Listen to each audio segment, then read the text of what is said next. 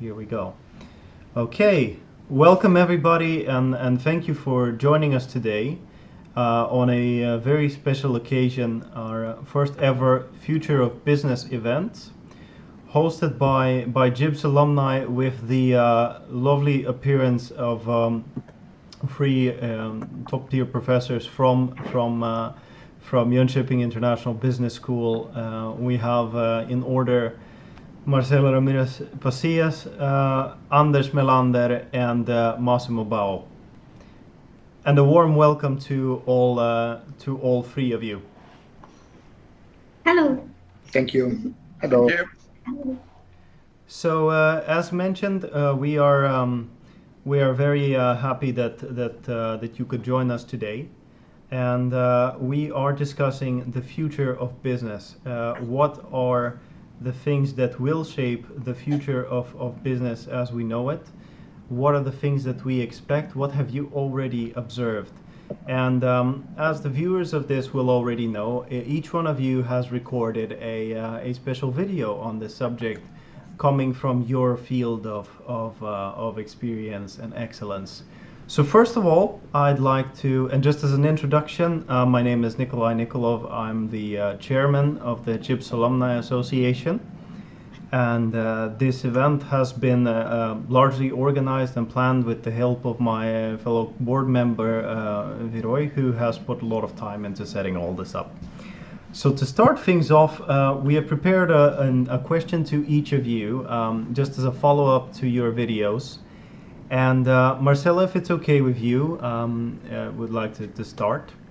So Marcela, based on your take, what is you spoke a lot about disruptions that might happen in the business world. So in your take, what is the best way for a company to prepare to handle those kind of disruptions in the future? Thank you, Nick. I think this is a very important question, given that we want to create a certain level of preparedness in a company to respond to disruptions. We have the example of COVID, of course, but our lack of sustainability is another big disruption that we are currently dealing. So as I said a little bit in my talk, disruptions are likelihood of occurrence of events, but also the magnitude of those events, how they impact our organizations. So how to prepare for disruptions? The key word here is detection lead time. So we want to create a capacity in the organization to have a lead time for preparing for the upcoming disruption, but also to mitigate the effect of those disruptions.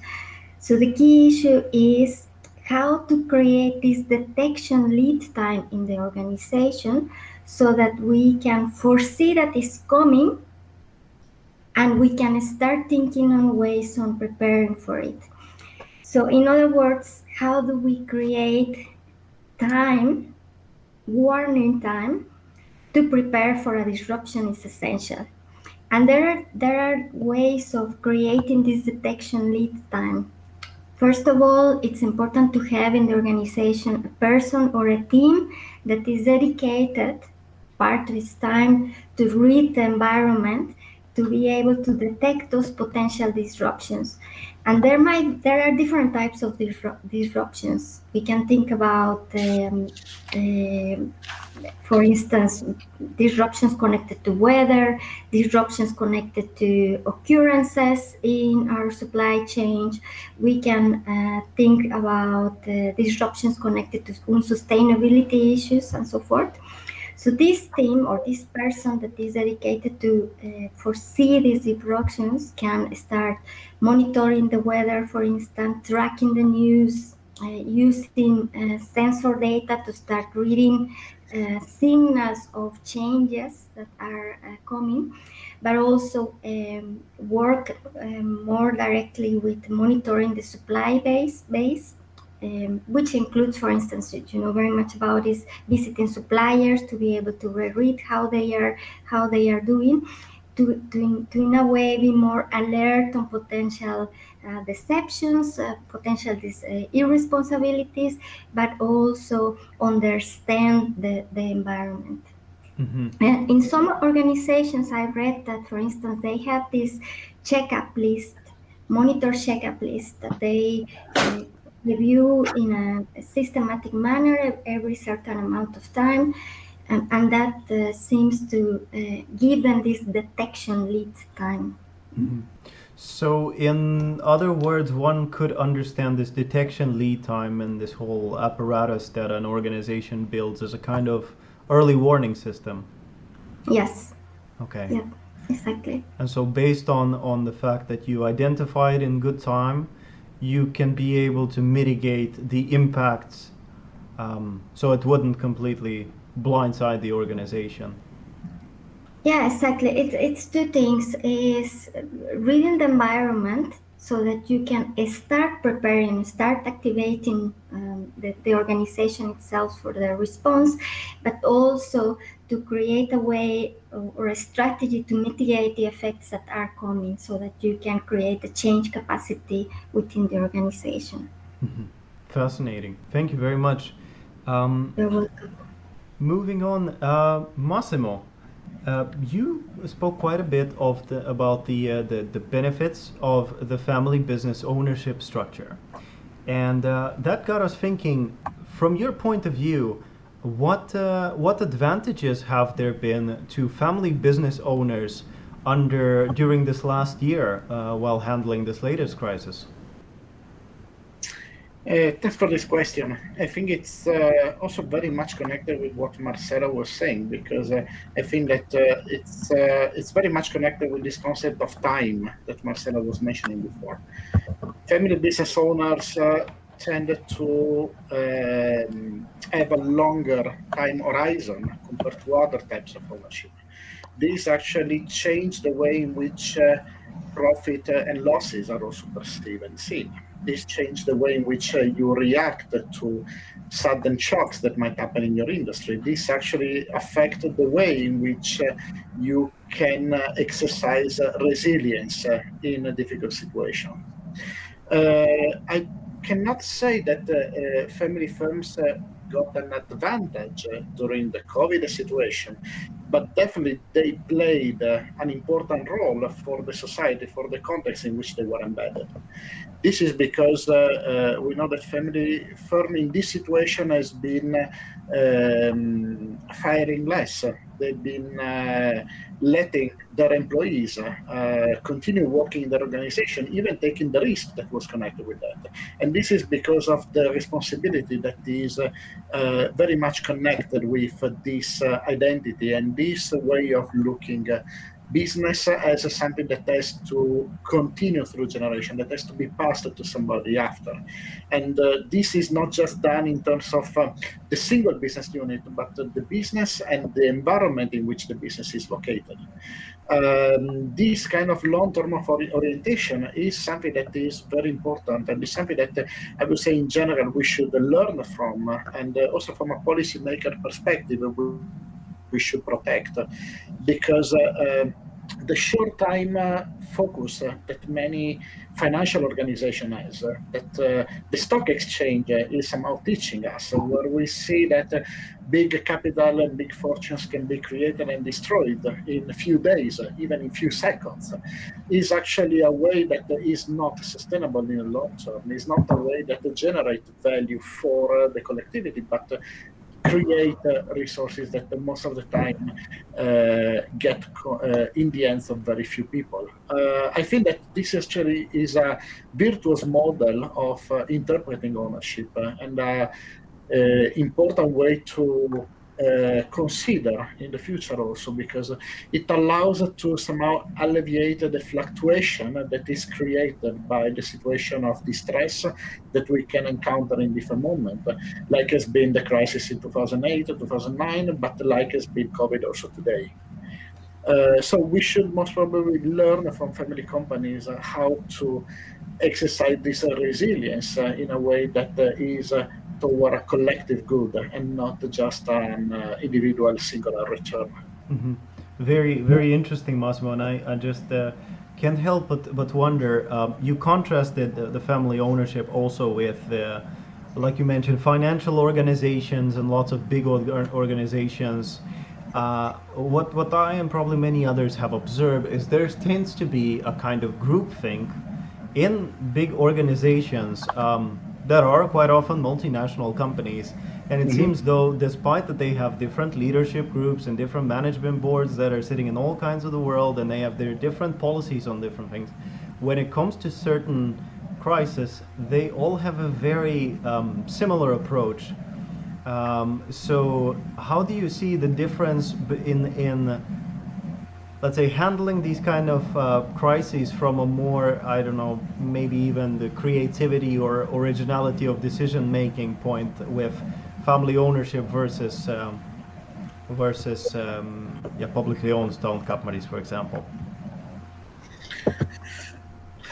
It's very complicated question because it touches many aspects, and it is of course difficult to move into generalization. What actually we know is that the way in which you make use of capital is different.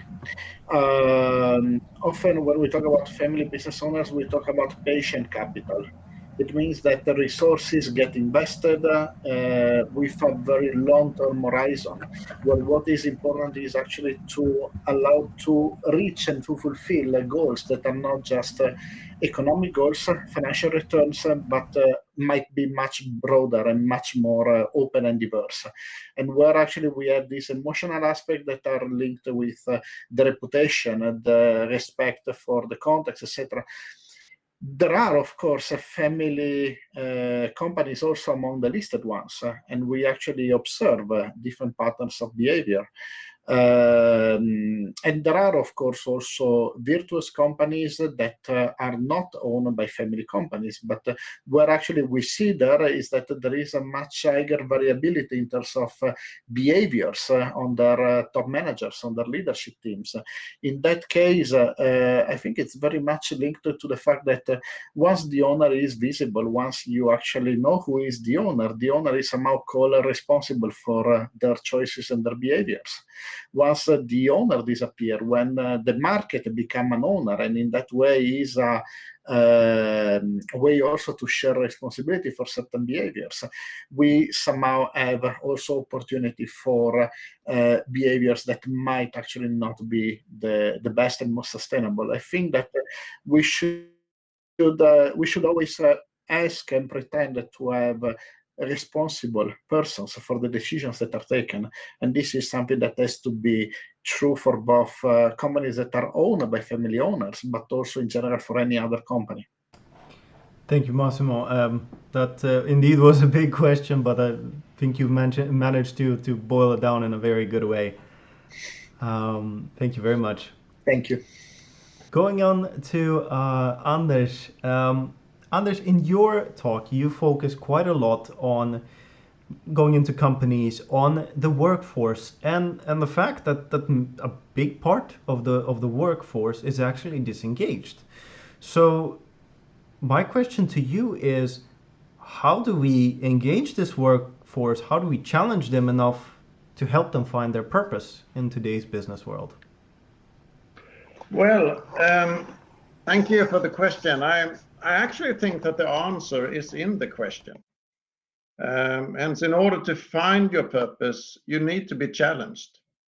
As I argue in my video, most companies of today are not taking advantage of their employees' inherent engagement. They still apply their division between the company brain, those planning the strategy, and the company body, the majority that just should execute the plan. I argue that management should challenge their employees more by asking them how objectives should be reached. So I think management should involve employees to develop the plan. And by this, I think employees will be challenged and engaged. To make a simple comparison, in sports, the team with the best gameplay plan often wins. But sometimes the team with the most engaged players beat the team with a brilliant game plan. And if you combine the team with the best game plan with the most engaged players, you will most certainly win. And I argue that companies have to think like that. They have to have a good game plan developed by engaged players that also then execute the game plan. Then they will win. So the right way to do it is to get also the ownership down to the body of the organization and not separate it from them. Exactly. I think ownership is a very good word here. You have to own the kind of plan. You have to own or be a part of the company future and the direction the company is taking, and understanding that. In that sense, you could also then perhaps address Marcela's kind of topic to foresee disruptions. Because if you're part of the company, you understand the strategy of the company, you're part of executing that strategy, then you're also more aware of what is going on in the environment and able to foresee kind of changes that is coming up. So you turn your company from, well, doing business intelligence to being an intelligent business. That's a beautiful way to end it. And indeed, very good point, because that kind of awareness that you speak of can actually then, let's say, the whole organization, everybody in it becomes kind of the nerve endings that can pick up the signs. Beautiful point. Exactly. Beautiful point. Thank you very much. Okay, with that, let's open a bit of a panel discussion and have some discussion, have an open floor. So let's start off broad. What do you see as the next big thing in business?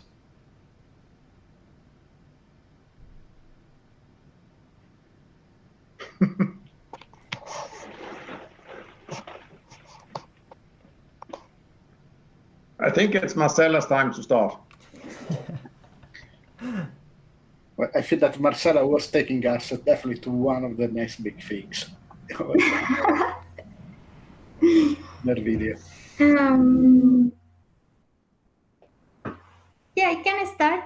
I don't see you. I have lost you. I don't know if you can see me. Yes. We can Yes. see you. Okay. I mean,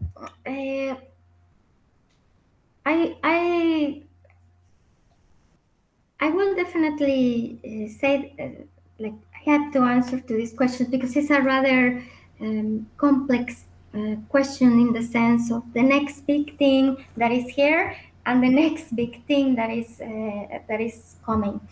And I will insist, of course, the next big thing continues to be sustainability, because we have not solved the issues connected to sustainability.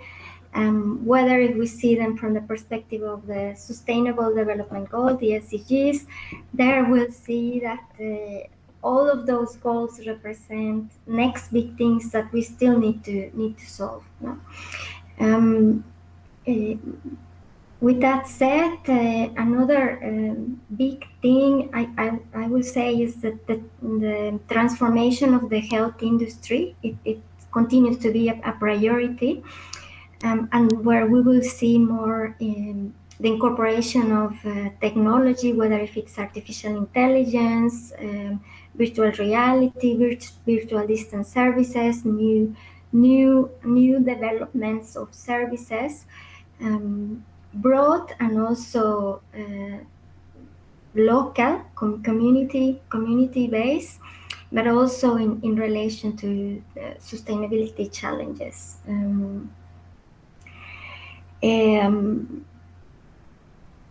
Then the issue of creating circular businesses, it's the third one. It's of course related to sustainability, but there we have technological challenges, technical challenges, collaboration challenges that are still definitely not solved. So the more we can continue to go in that direction, the best we will deal with those challenges in order to become an intelligent business.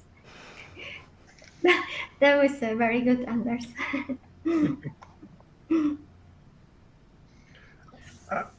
I think I could add to Marcela's kind of point by stressing the failure of a market economy at the time, because I think that is the big thing to actually correct this kind of failure of market economy. The problem with market economy is that it doesn't estimate the price of the supply side enough or good enough. We put a price, an immediate price on all kinds of resources, but some of them, well, we know won't last, like minerals, they won't last. So the price today is not really mirroring the kind of future issues with this endless or this not endless resource. Mm-hmm. And then we have the problem of water, we have the problem of air, etc., that is not priced at all. Well, there are some countries like have emission rights, etc., that is kind of trying to put price on those kind of resources. But it is not kind of a general price in the entire world, so it's easy to cheat in different ways. I think that is the kind of issue. If the market economy can manage that kind of problem of setting a price on these kind of resources that is high enough, then we perhaps can save some of these resources and then save the entire world, the globe. I can add one more element from my perspective. It consists in bridging locality and internationalization, bridging the local presence with the global environment. What happens currently anywhere in the world impact with our local environment where we live. And the way in which the local environment develop affect the way in which the global environment develop itself. And we are actually in a situation in which pandemics are global, economic crises are global, new market trends are global.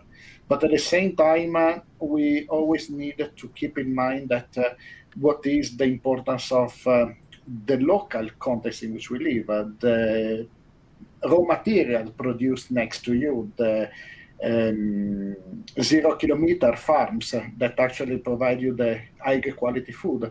Those are all elements in which we are somehow constantly clashing between what are the tension of the globalization and the way in which globalization has been seen for a long time, with the importance somehow of rediscovering the importance of developing the local units in order to be able to better play in the global environment. And this actually is connected with flows of immigration. This is connected with sustainable development. This is connected with the presence of multinational companies in local environment. This is connected with small companies that actually plays in a multinational context. And all these kind of elements, this capacity of actually have a sustainable development of the environment in which we live in order to guarantee a sustainable development of the global environment in which everyone lives, is a tension that we need somehow still to solve. Because it's always us versus the other, but we have to see us in the local environment and us in the global environment. And those local and global challenges are interconnected in such a strict way that the businesses of the future have to deal with this complexity. Those are some really good points from all of you, and really also Anders, this thought of pricing, for example, raw materials, and almost in a sense of while they will exist, if that's even the correct tense, that's quite the idea. So lots to chew on there. Very good.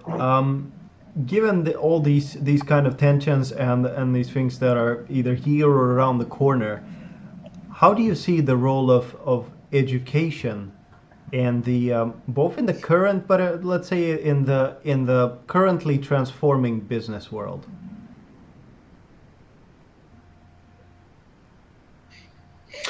I maybe can break the ice, and I think that for me, education has to form critical thinkers.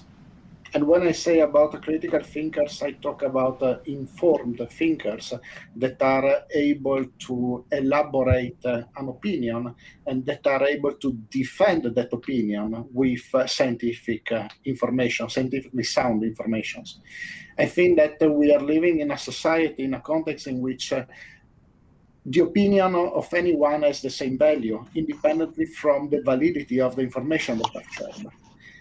We live in a context of fake news, in which fake news becomes science, and where actually science has to justify its existence against the fake news. I think that education has that incredibly heavy duty and responsibility in clarifying that not every opinion has the same value in the moment in which is not sustained and supported by scientific data that actually allow to make informed decisions. So critical thinking is the capacity of having an informed opinion, not just an opinion. And I think that that is something that I feel that we are constantly clashing against in a culture of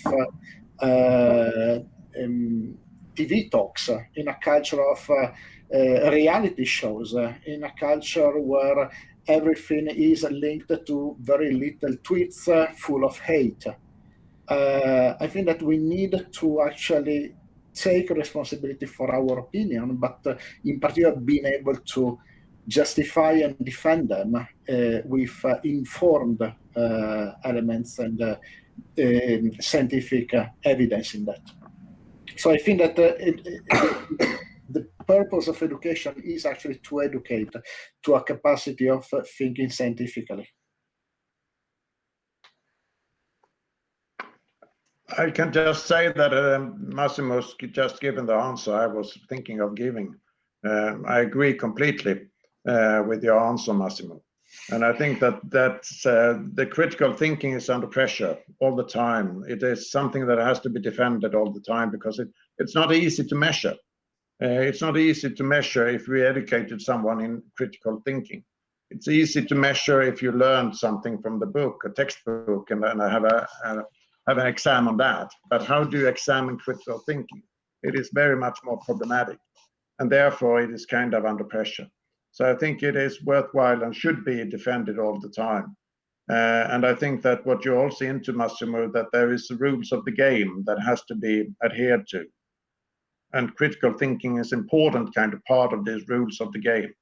But we also have to understand that there are rules of the game. There are ways that we should behave in any kind of a good debate. We perhaps should lose sometimes and not continue debating, even though that we are wrong, and we know that. Things like that have to be learned. So I think that there is a kind of a moral side to it too. But I agree completely that critical thinking is at the core of what we should foster the students into. I just to add on a little bit of discussion into our panel. I agree. We need to develop this critical thinking, but I also think that it's important to go beyond the critical thinking and to start transforming what we do to become more relevant for our local communities. So having this type of panels but focus on the future of business school, I think is a need that we have. So we need to question, how do we become relevant in our communities? How do we create impact? How do we engage with communities? Going back to Anders' concern for engagement, I think we need to find ways of on the one hand developing the critical thinking, but on the other having an impact in our communities that goes beyond this critical thinking, that develops for instance an action competence by interacting with communities. And that will require, of course, that we transform what we do so that we can rely, of course, on scientific knowledge, develop this critical thinking, but have other types of impact in our communities. And we have examples of business schools that have transformed what they do.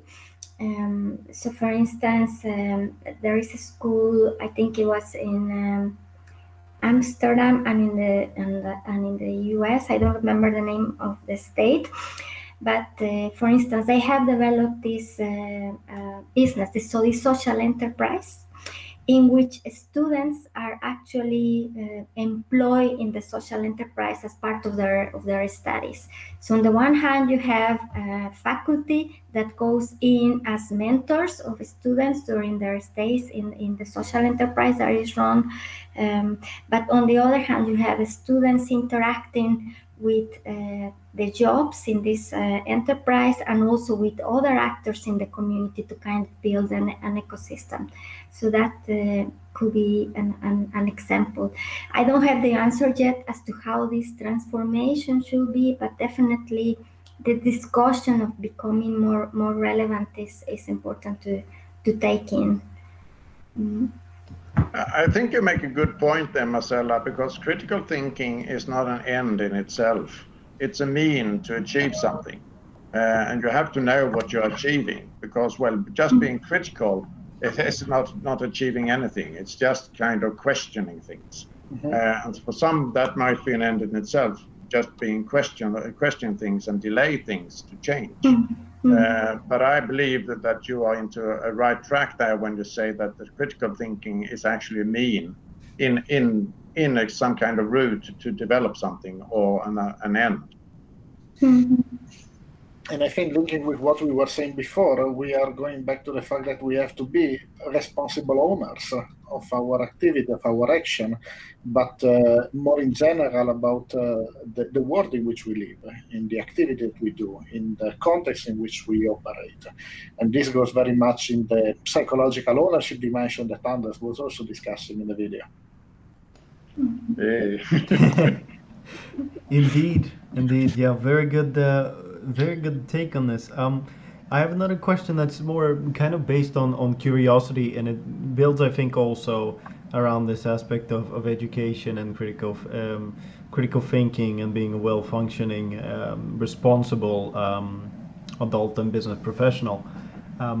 One trend that has been going on in the business world, and it feels like it has been picking up more and more, is this topic of continuous and never-ending learning. And more organizations, both family listed of all kinds, are motivating their employees in different way, providing different databases, services in which they can promote continuous learning for their workforce. So I just thought to get your quick take on continuous learning.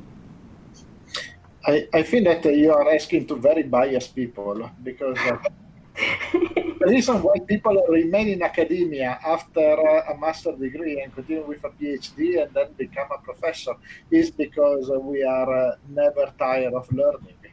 And we constantly remain in the university to meet with people that can teach us something, to engage with students that can teach us something, to talk with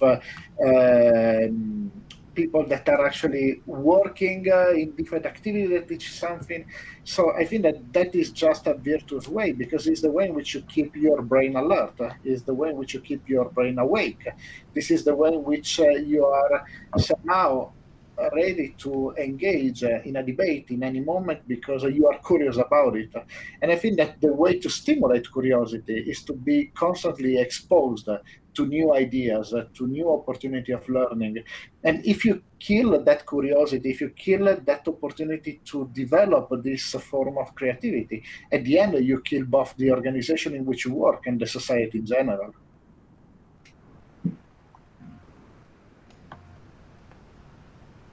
Well, yep.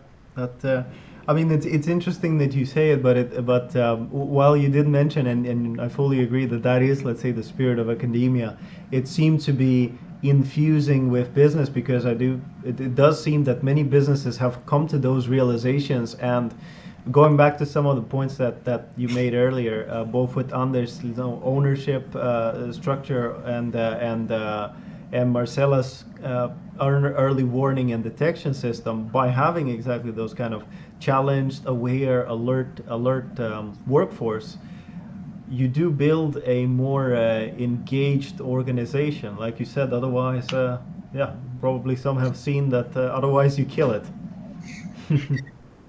There is also one element, is the fact that the companies are constantly recruiting new people coming out of universities to get new ideas in the organization. But that is also a model that is very much linked to the past, in which people were remaining then in the organization for a long time. Today we talk about the boundaryless careers. We talk about people that are constantly moving, changing job, and every few years moving to the next step. So how to be sure to be constantly relevant, how to be sure to bring in new ideas as you move on through time. And I think that one way is learning on the job. One way is to meet with people and building social capital, network opportunities. The other way is definitely to be curious in taking courses, to also update your knowledge step by step and year by year.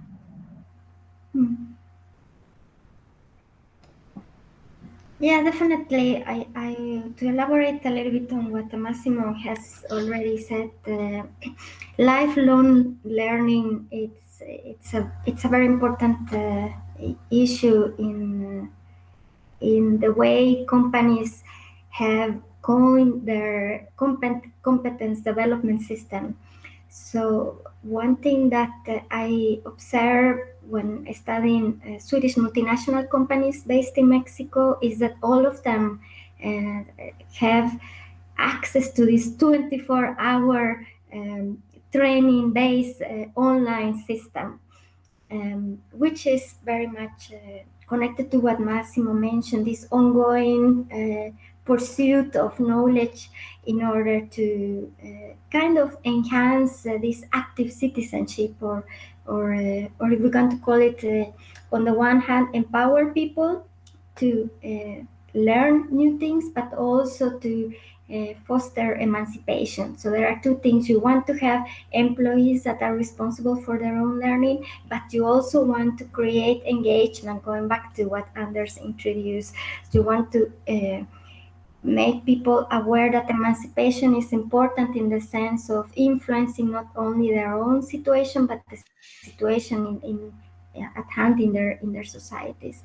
So lifelong learning, it's not only a trend, Nick, but it will stay with us in order to create different systems in our societies, I would say. But just to be a bit critical, then, what is learning? Because, well, you could say that we are experiencing things, and that's what we do in our entire life. So that's perhaps one level. We experience new things all the time. Next level is perhaps that we memorize some of the things that we experience. So we actually remember things. Is that learning? Or is it actually when we do something with that knowledge that we memorized, the information we memorized, is that when we change something ourselves, our own behavior or someone else's behavior? Is that the expression of learning? So if we talk about lifelong learning, obviously I think that everyone, including myself, is experiencing things all the time. I'm 60, I'm still experiencing a lot. For instance, this meeting here, which was a very interesting experience. So we experience all the time. But do I memorize things? Well, I'm getting old, so I don't memorize so much anymore that I did before. So perhaps I don't memorize the things and remember things. And the next level is, do I actually change much? Well, I've been forced to change a lot during the last year when it comes to my working practices, etc., etc. So I've done some changes, but mainly, mostly I don't change that much when I reach my age. I'm very happy with my sofa that I spend my evenings in. So in that sense, am I into lifelong learning then? But So you want to close the loop, the learning loop, right, Anders? Because on the one hand, you might experience something on an everyday basis, and that is single loop learning, right? But then you want to have a reflection, not necessarily to connect it to the memorization of knowledge, but you want to have a reflection so that you can internalize that experience that you had, or the second loop learning.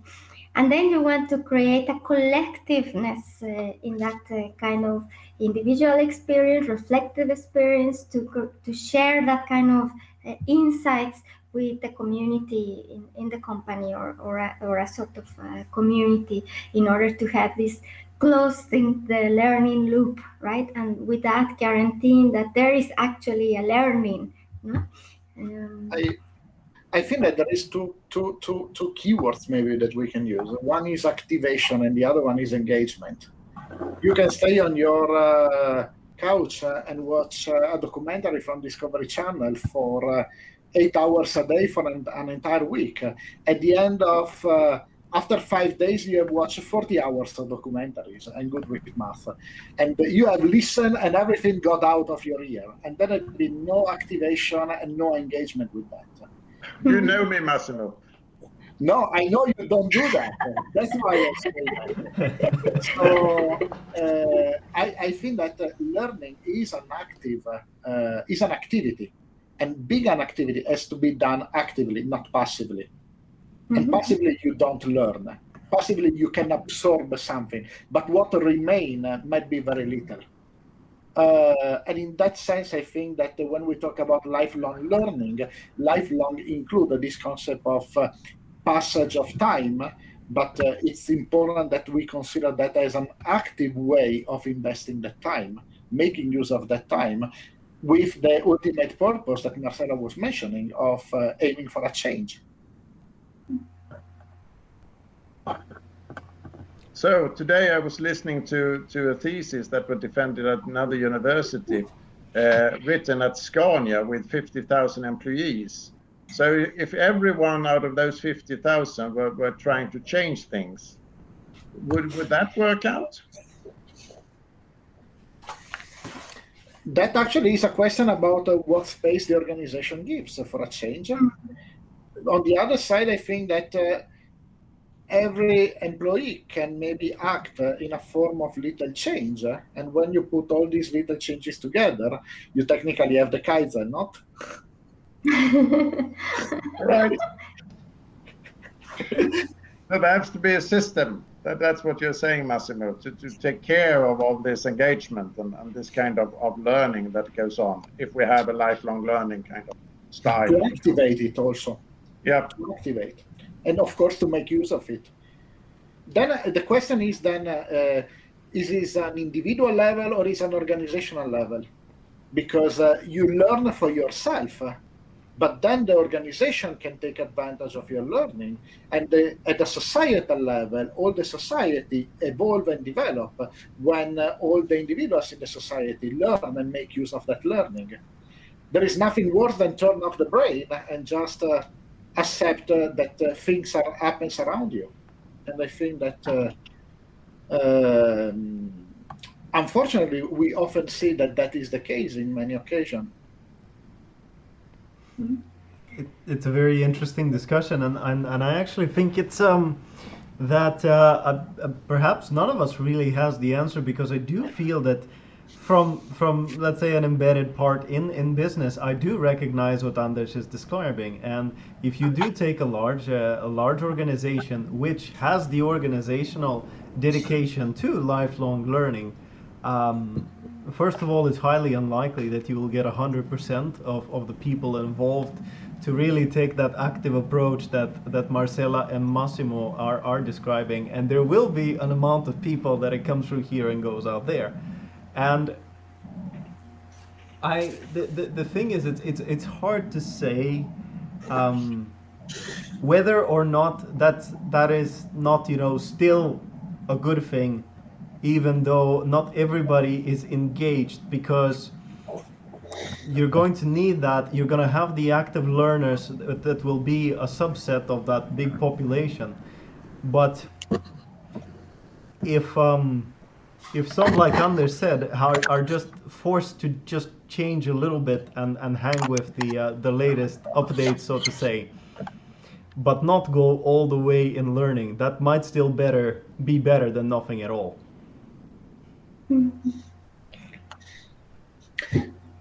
Which might explain, Nick, why companies have created systems for training or developing competences to their employees internally, because they want to limit the choices or provide a little bit guidance, indicating what are the priorities that the company is establishing, or the needs that the company is foreseeing, so that the employees choose from those areas of priorities to try to create an orderly system. Right. Yeah, and there we also have a problem, because sometimes organizations try to open up and take advantage of this engagement and learning from individuals, but they don't really foresee the effects of that. I know of a university, for instance, that opened up the strategy process and had 101 workshops, inviting almost everyone in the university to be part of the kind of brainstorming phase in the strategy development process. But then they had so much material and data and information, so they didn't know how to analyze that and didn't know what to do with it. And then they closed the process. And the very end, the strategy that came out was blah, blah, blah, blah. And no one really understood what happened from this 101 workshops with very brilliant kind of input from all employees, until this kind of end result that was actually saying nothing about the direction for the future for that university. So that's just one example of a problem of kind of saying that is important with lifelong learning, but what is the implications of that in the next phase? How should you actually make use of that? That actually is very much linked to the discussion before. It's true that the best way to have engaged and good people in your organization is to empower them, to develop entrepreneurial spirit among the members, to make them be psychological owners of what they do, and in some cases also actual real owners of what they do. But that actually also call about the capacity of managing that kind of system. And in most of the cases, organizations are not ready and they are not capable of dealing with such a complexity. That's why sometimes it's getting back to a system in which it's easier to rebuild the pyramid and create a power distance in order to control the masses instead of taking advantage of it. And that actually is, most probably we go back to your question before, what is one of the biggest challenges of the business in the future? How to empower the people that works in the organization, that lives in the society, at the same time offering them the space for actually making sense of that. You know, if you connect that to a more broader discussion about even the concept of democracy, it's actually very much linked with that. Because if we actually look at general statistics, we know that 10% of the voters know what they are voting for. 10% of the population knows what they are going to vote for, and they knows what is the program of the political party that they are going to vote. And we are at a level of people that have the right to vote, that participate in general between 50 and 60% of the entire number of voters that were having the possibility. So we know that in that figure of 50%, 20% of them knows what they do. And we still have a big mass that actually don't know that. And you want to empower that mass. You want actually to make that mass be able to not be a mass, but to be a collective group of critical thinker individuals that are engaged and feel owners of their action and their choices. What is the way to do that? I think that is the biggest challenge. That is the reason why we need lifelong learning. That's why we need to be constant stimulated. That's why we need to be curious. and we need actually to create the opportunities also for taking advantage of this incredible amount of ideas. Very interesting discussion. There's been some really, really good points. I'm sure we can go on with this, but um, let's wrap it up for now because it is quite a broad one. For a final question to you, graduation is just around the corner, and we are also expecting quite a few last year students, and many of our young graduates who are making their first steps in their career to also watch this recording. So, what would be your advice to somebody just graduating or having recently graduated? How do they take the first steps in either building their career?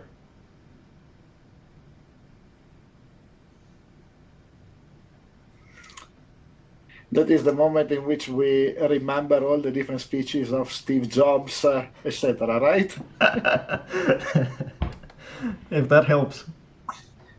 My spontaneous thing is actually to be humble, but not humble in defending the ideas in which people believe, not humble in the way of trusting their own capacity, but humble in the way of approaching a new world in which you still have a lot to learn. And I think exactly because we talk about this importance of constant learning, I think that the way in which we can better learn is actually with curiosity, but at the same time, this honest, open mind of someone that is ready to listen and then evaluate and then make sense and then eventually oppose. But still is a process that includes quite a lot of elements, and this process require to be intellectually honest in the way in which you approach your new workplace, your colleagues, and of course trust your gut feeling if the workplace where you go is the right one that fit your own personality and your own values. But those are actually two different things that for me actually require a very high alertness in the way in which you approach the new workplace. But being gentle, being kind, being nice, I think that's the best way to start working in a new place.